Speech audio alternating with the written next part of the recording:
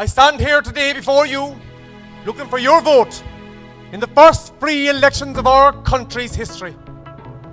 Now these are trying times, and now more than ever, our country needs the unity of its people, with all eyes focused on the one common goal, and that is an Ireland independent and free, safe and prosperous for all its people. Now for 5 long years I have fought hard for these goals without fear, but I do fear now. I fear the one thing that will undo all the work the great patriots of this country have died for. I fear the one thing that will ruin and ravage these lands, and that is a civil war.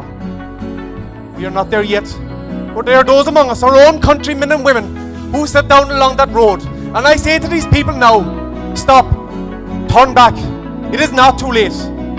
Turn your heels to this road and join with me. The treaty is not the ruination of this country, another war is.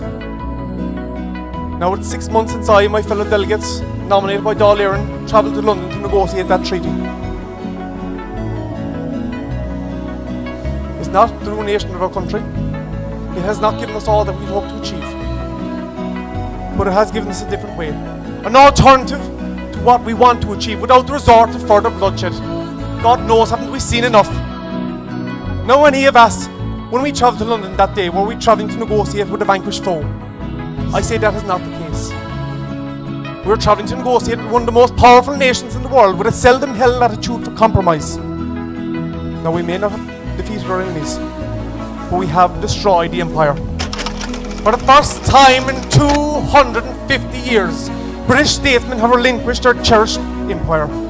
In an official document, they were referred to the former empire as a community of nations. It is an admission by them that they can no longer dominate Ireland. The empire is broken, ladies and gentlemen, and it is through the toils of Irish men and women that we have broken it. Now you'll ask, what does this treaty mean for you? First and foremost, it means the establishment of the Irish Free State and the withdrawal of British forces from Ireland.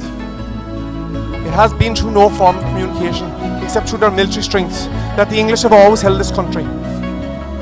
These people could not operate save with the military strength that has always been there.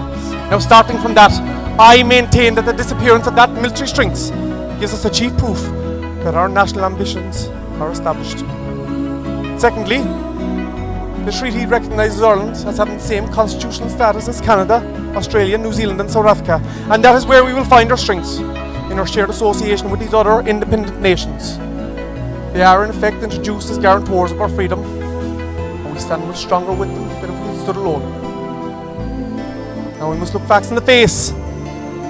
For our continued national and spiritual existence, 2 things are necessary: freedom and security. If this treaty gives us these, or helps us to get at these, then I maintain that it satisfies our national aspirations. There are deputies in Dáil Éireann who have spoken of whether or not this treaty would be approved of men long dead, or whether children yet unborn would approve it. How few of them have asked whether or not the living would approve. Back on the 21st of December, before Dáil Éireann, I made a pledge before the House that I would bring this treaty to you. I would bring it to Ireland, and I would let you decide on it. Because that is the republic that I hope to achieve. A republic of the people, for the people, and ultimately led by the people. Many deputies would have rather cast this treaty aside rather than never letting you see it. A vote for me tomorrow is a vote for that treaty of December last.